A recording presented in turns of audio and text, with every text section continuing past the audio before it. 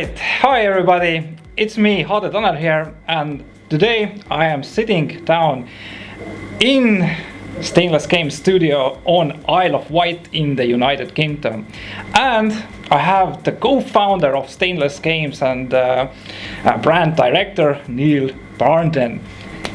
Hi. Hi there, Tanel. How are you doing? Great, thanks. I have a lot of questions for you, man. Bollocks. Anyway, lots of you fans asking out there, wanting to know more about the Carmageddon franchise and more about the game and how it came to be and stuff like that. So I'm trying to ask Neil all these interesting questions. So yeah, my first question to you, be ready. All right. How did you at first came up with the idea of making a game like Carmageddon, and who thought out the name Carmageddon? How did the name also come to be, you know? Yeah, okay, well, the idea originally came from the fact that Patrick, with who I set up the company, had this grand vision for a driving game where you could do the stuff that we always wanted to do when we were actually playing the driving games at that time, which there were few, certainly few 3D ones. But whenever you had one, we tried to turn the car around and smash up the other cars. That's just what you wanted to do. It was always disappointing. You know, there was nothing that was fun about that. Plus, one of the main reasons Patrick was into this idea was because he was actually what we call here in the UK a banger racer. So he was into racing cars, but they were destruction derby. Effectively, that's banger racing is the UK equivalent of destruction derby. So he decided that what he really wanted to do was make a game that had the correct physics, the correct kind of kinetic smash 'em up feeling, so you'd really get that feedback when cars hit each other. He wanted them to have dynamic damage, you know, so the cars would actually crumple dynamically when they hit. But this was, at the time, this was revolutionary. There was nothing out there that did it. So the two of us got together and we put together a demo. We called it 3D Destruction Derby, and we started to take that around to publishers.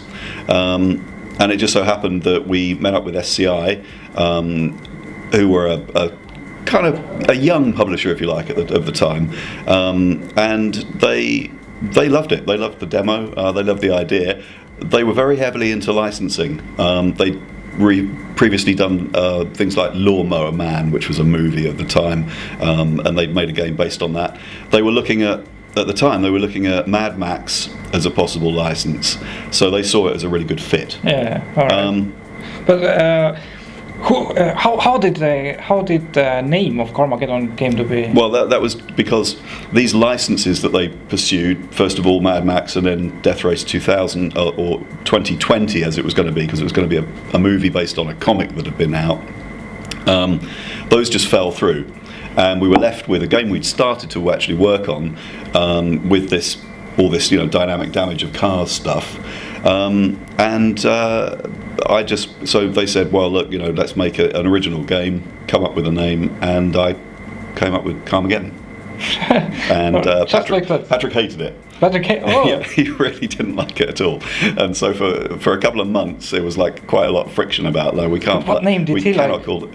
There wasn't. That was the thing. We didn't have an alternative, and I think there was. You know, he was. I think still vainly hoping that we'd get a movie license to attach to, possibly. Right. But anyway, in the end, everybody else liked it, and it gradually just sort of, you know. All right. But as I understand, you and Patrick were the first founders of the company. But how did you went on to assemble a dream team? But as I understand, the studio was firstly also on Isle of Wight. Yeah, that's right, because Patrick and I are both... Yeah, in the same school. That's right, we were at school together. I'd worked in London, Patrick had stayed on the island, and he worked for a US publisher mainly called Cassidy and Green, working on projects for the Mac. And he'd been working here on the island doing programming, coming up with various programs. And I came back to the island having worked in London for some years, bumped into Patrick and we got talking, and I found out that a game that I'd been playing on the Mac called Crystal Quest, that I'd been pirating all over the place on all the Macs in studios that I was working in, he'd written. So what? That's incredible. No, and I'd never actually noticed on the title screen of this little game that it said by Patrick Buckland. It's like, oh shit, right, well that's impressive. Sorry for pirating it all over London. So he and I got together. We worked together on the follow-up to Crystal Quest, Crystal Crazy. So I was the sort of art person on that, and at that stage it was that little, a programmer and an artist working together. It was that was sort of how things got done in those days. And then of course when we got the gig with SCI to do Carmageddon, we advertised for jobs, and we knew various people, so people that we knew, other friends from school, other local people. We had a few of them join us, and then we advertised for roles. Were there like some people that you were like good friends with, but the friends didn't really know anything about like making a game, but you just wanted them? None of us. In terms of the scale of the project that we were embarking on, we were all completely wet behind the ears. We were all completely fresh. None of us had done anything like this before. So, in effect, we were all kind of starting from scratch almost. And so, yes, the majority. I don't think we took on any. We didn't take on any experienced people. We were all just, we all threw ourselves into it. You just loved like and video learned games as we kind of picked it up as we went along. All right, but as I understand, there was like under 10 people. Yes, that was on right. The original Carma. 8 of us, yeah. So how was the work like divided? Did like one guy, you do all the graphics, I do all the programming, or? Pretty much. I mean, because we had basically 4 programmers, 4 artists. That was it really, and we just mucked in. I mean, what we tried to, I think it's probably true on the programming side as well. We just tried to get people who were versatile, and who could turn their hand to, other things than their primary kind of skill set. Although, I mean, we got a guy who had to, like me, pretty much learn Max, or 3D Studio as it was then, from largely from scratch, and to build cars. So I designed the cars, built most of the cars. Sean, who is now creative director here, he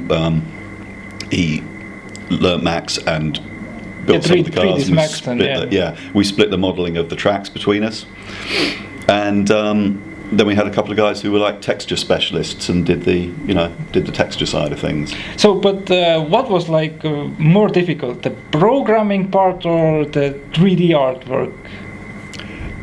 It's really that's impossible for me to answer, because having no background in programming, I can only say, from the outside, we were learning a lot of stuff as we went along, as well as doing it. And I can only assume that it was exactly the same for the programmers, because they were having to come in and pick up on using the, for instance, the rendering software that we were using, that was Argonaut's B-render software, so everyone was having to learn new things that they hadn't, that they hadn't encountered. All right, but so how long did you work on the game exactly? 15 months.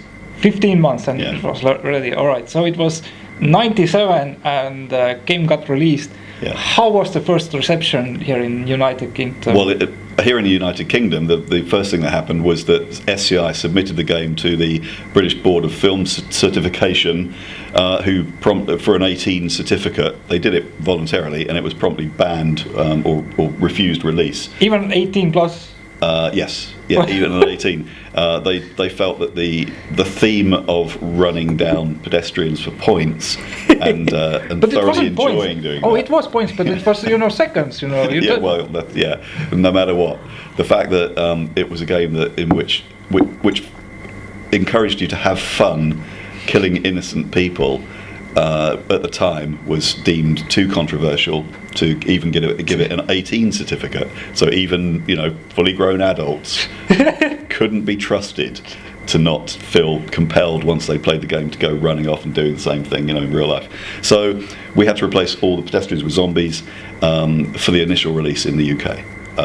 In some other countries it was banned, and in Germany, for instance, we had to replace the pedestrians with sort of floating tin can robot things that look nothing like they I haven't even seen that version, I think. No, they couldn't look humanoid for the German market. It was that sensitive. All right. So, but at one point you got around it somehow. We appealed against the BBFC's decision about the zombies having to be in there and the green blood, and so the game was able to be re-released in its what we call full gore version some months after initial release. So which was great, because that meant a sort of jump, another jump in sales, which was fine. All right, but all right, Carmageddon got released. Got really good reception, really good commercial, banned everywhere. What is this game? It's banned everywhere. I mean, why? That's right, I want to play it. Which is great, exactly. For the time, it was great, because obviously gamers, would pick up on that, would hear about it, and would hear about it through channels, where the channel they were hearing about it was people saying, "No, don't buy this. This is awful," and it had exactly the opposite effect. So that was brilliant. All right, so Carmageddon was released, got all the reception. When did you guys think, like, man, we should really push and do a second one? Basically, SCI obviously felt that they had a strong brand on their hands, or they had a strong title that they wanted to develop into a brand, and so effectively it was the case that it was a no-brainer for them to just say, well, we're going to have to do a second one. Oh, and we could also get extra mileage out of the first one by doing what became the Splat Pack. Yeah, expansion pack. So we actually had to expand the company at that point. So we had guys working on the Splat Pack, and we also had to start work pretty much straight away on Carmageddon 2.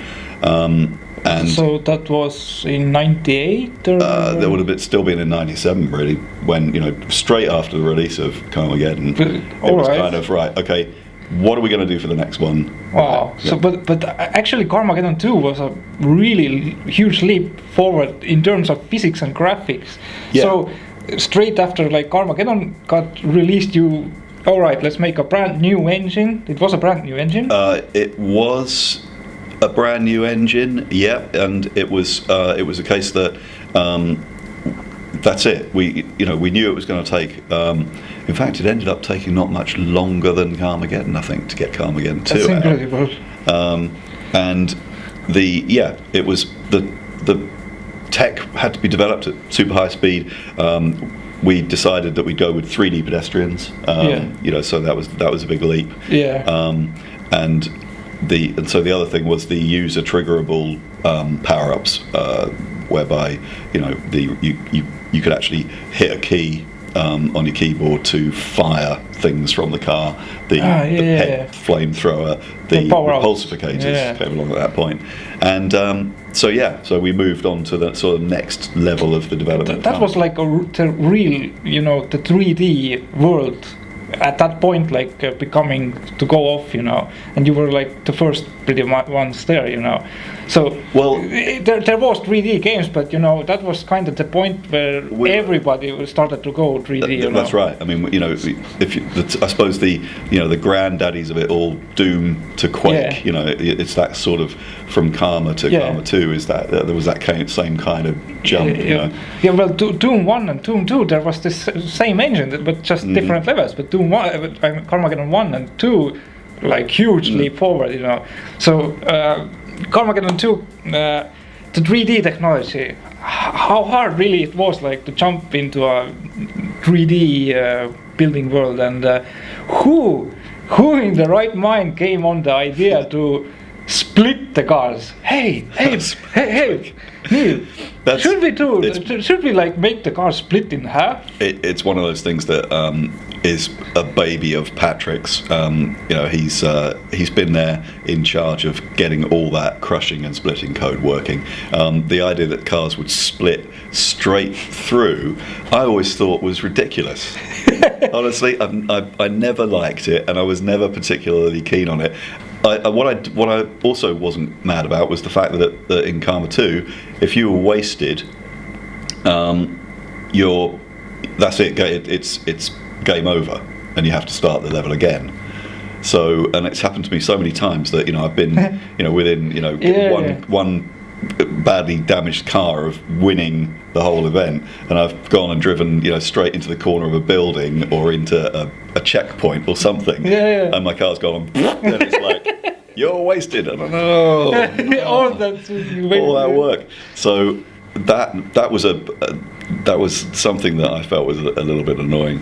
But everybody loved the splitting cars. Everyone except me. So it's coming back, obviously in the new game. Yeah, haven't seen it yet, but soon we will. Yeah. So how is the vibe inside the studio? Do you guys like pull jokes or pranks to each other, like to get stress out of you or something like that? Most of that kind of thing will happen largely outside of work time. The thing is that we're so up against it. We're having to work so hard that there's often not time for all that stuff. Occasionally, steam is let off, and it's usually involves destroying something. I think I've seen some videos like Patrick throwing out a television. Yeah, that's right. That's why throwing my old plasma down the stairs here. We've done, obviously we've done various things on various scales over the years. When the company moved from the little premises that we started in to a converted farm that the company bought, we had land and we had outbuildings, and we could start to sort of blow things up and shoot stuff and actually have live destruction derbies and on our fields next to the farm. So we've had varying degrees of stupidity going on at the same time as working. Yeah, but as I understand, you guys really work hard on games, because it's all you all can see the hard work that goes into it. But yeah, it's one of those things. It's like I suppose it's like a vocation, as much as a job, So, and people do really dedicate themselves to it. It's amazing. Yeah. It's amazing the hours people will pull. So you got to let off steam at some point. Yeah. So, but Carmageddon finally got released, and if you ask me, it was a really good game. Do you have any fond memories of Carmageddon 2, and how was Carmageddon 2's release? How was that received? In the United Kingdom and. The thing is, I think once we'd established this controversial title. Clearly, when the next one came along, not that long after the first, there was less of a buzz, but it was still really highly reviewed and clearly did very well. So we were all very happy with the results. I mean, looking back at it now, I have to say that in terms of, again, because I'm the art, on the art side of things, in terms of the way the game looked, I prefer the look of Carmageddon. And I was kind of for some of the development of Carmageddon 2, I was concentrating on the splat pack and was leaving the sort of art to develop with the guys who were working on it at the time. And there are things about it now that I don't like the look of the cars so much. The design of the cars isn't, to my eye, as good, and the sort of the colour balance of the whole game. There's a lot of it that I would change. Where with Carmageddon, I probably wouldn't change very much. I just feel like it's got a really good sort of integrated properly. Yeah, but you never know what future brings. Well, that's it. And we tried changing things, and I just feel that the first game looks better than the second. But the technology and the changes to gameplay that we introduced in the second title were definitely a move on. It clearly showed that we were progressing and the game was getting more sophisticated. All right. So what actually happened after Carma 2? Because there's pretty much a big silence. It was such a huge success, and I know. And effectively, what happened was that we'd done Carmageddon, Splat Pack, and Carmageddon 2, all in one. Continuous line, very, very pressured development schedule. So at the end of Carmageddon 2, we said, okay, well look, tell you what, we've guys been thinking about other games that we'd like to do. We've got some other ideas. Can we please develop something else before we go on to do another Carmageddon? And SCI said, yeah, of course, that's okay. And then did what any sensible publisher would do, that feel they've got a red hot brand that they're developing on their hands, and that was go off and find somebody else who would make another Carmageddon for them straight away.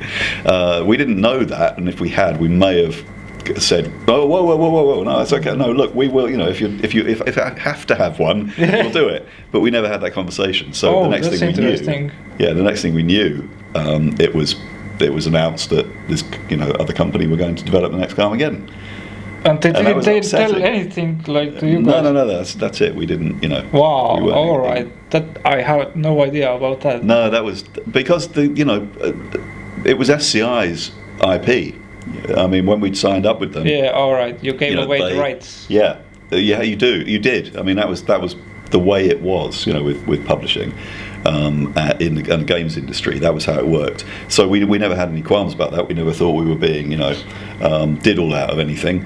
And as it was, Carmageddon wasn't originally what we were signed up to do anyway. It's just what it became. So that was all fair enough. But of course, we still felt it was our baby, and so to suddenly find somebody else was making the next one was pretty hard to take. All right. And it was a shame. All right, so a new game is being developed finally. Yeah. Tell me, when was the first batch of code being written down, and what time was it, and how has the development been? Yeah, well, I suppose the code has developed in some ways continuously over the years since the original games. Because we've worked on other titles generally using our own tech, which has continued to develop. So it's now the engine tech that we're using now, which we started off all those years ago, has just grown and grown and grown, and we've got a tool that the artists use for instance, adding materials and texturing models that started off as Plaything way back when we first started. That now is Acolyte. It's effectively got menu items in it that you'll recognise from the original Plaything back in '97. It's just evolved and evolved and evolved. So effectively, we were in a position to be able to hit the ground running to a certain extent, just by dint of the fact that we've continually developed our own technology over all this time. So we evaluated all the middleware that we could possibly have used when we started on the project. Once we got the rights to Carmageddon back, and we decided that no, we'll go with our own. We'll continue to use our own tech. It's going to be fast. It's going to definitely be faster to do that, and it gives us more of a sense of integrity that we're still using that stuff that effectively was developed from the original games. All right, but as I understand, there's Stainless is well not the largest of companies, but right now, as I understand, it's like 50-50.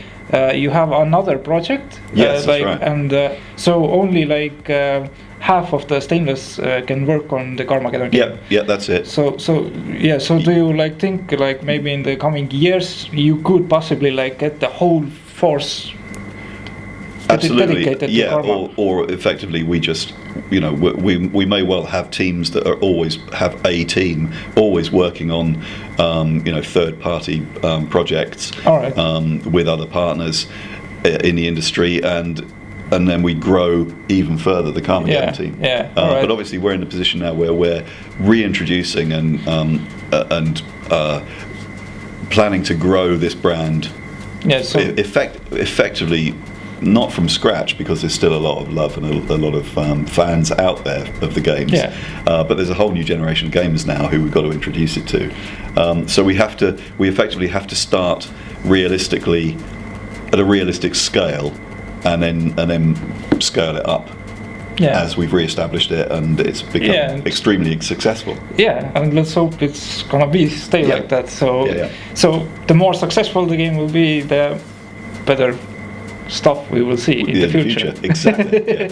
So some last questions from my fans out there. Oh, okay. And my first fan question here comes from Oliver Pass, and he asks, how many levels and different cars will there be in the final game? Right. This is often asked.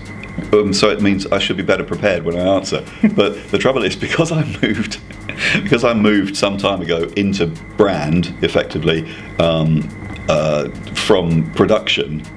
Because when we first started, I was working on the production side of things, and effectively working as game director. I don't do that now, so I'm working in brand, and the guys are basically scheduling what's going to be done between now and the end of the project as it's currently set, and have a set number of things. I know that the number of cars is getting on for 30. All right. For the final release, and the number of levels will be. It's going to be around, I would say around 10. All right. Okay, Yeah. so yeah, that's pretty much where we are. And with multiplayer. And with multiplayer. Multiplayer testing is going on within the company at the moment. We're doing everything we can to get that out as soon as we possibly can. That's awesome. And Patrick today was saying that that his damage code is now working across in a network game. He's been testing that really rigorously, getting that working, which is a very big step, obviously, towards really satisfying network play. So maybe soon we will get to play through Steam. Yeah. My next question from Brandon Verso, and he asks, do you have any plans for expansions in the future? I suppose something like Splatback or something. Well, Brandon, I can announce that yes, we are planning. We want the game to have a long lifespan. So, we see no reason why we shouldn't be adding further content to the game for a long time to come. And it might simply be car packs. It could be like Splat Pack. We could take cars from the Splat Pack, or we could take cars from Carma 2, or we could have a whole new set of brand new stuff. And similarly with levels and with pedestrians and all the rest of it. It's a game that lends itself naturally to being expandable. Yeah, alright, so there you have it. My next question coming from Mairo Lesar, and he asks, when are you going to bring Carma 2 on the mobile devices? We'd love to, we would. A, we don't have time, and B, because of the extra level of 3D sophistication. I know sophistication sounds like that's sort of stretching it a bit, given how antiquated the game is now. But unfortunately, the game was doing an awful lot. The physics code does really, really put the pressure on the PCs of the day. So we'd love to. If we A, have the time, and B, found that it would actually fit on a mobile run on a mobile processor, then it would be great, and we'd look at doing it. But it's not going to happen soon. It may in the future. All right. Anyway, my last question. So Madis Plombo asks, what advice would you give to people who want to start their own game and a proper game company? What should they focus on? Well, obviously they've got to have a really, really strong idea to start with, because it's a very, very big market out there now with with all the different platforms that everyone has access to, the various ways in which the platform holders have democratized the whole thing, so that anyone can actually basically make a game if they want, and stick it up there for sale either on a console market or on a mobile market or PC. Yeah, I suppose the mobile market is perfect for the new beginners. It's perfect, but at the same time, it's an absolute mass, of content. Yeah. So if you have, if you're fortunate enough to come up with a really, really brilliant idea, and you're fortunate enough through really hard work in terms of smart marketing in whatever way you can, to get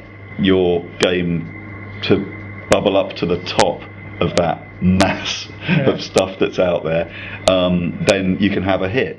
And it only takes one hit, and you can be set then for on your journey as a game developer.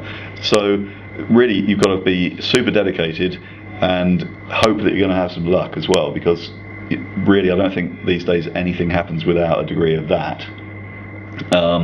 But most of all, you've got to try and get a following for what it is that you're doing. Using social media and just having a bloody good idea in the first place. All right. There you have it. My interview with Neil Barnden, and man, really thank you for the interview. It's been a real honor to be here with you and being invited to the Isle of Wight, to the United Kingdom. My first time airplane flight, These guys, And man, really, I wish you all the best, and thank you very much. Thank you. It's been a pleasure. All right. And we will continue to be working with you over the coming months. So that's Got them. Better deliver. All right. Yes, you'd better. See you next time. Bye.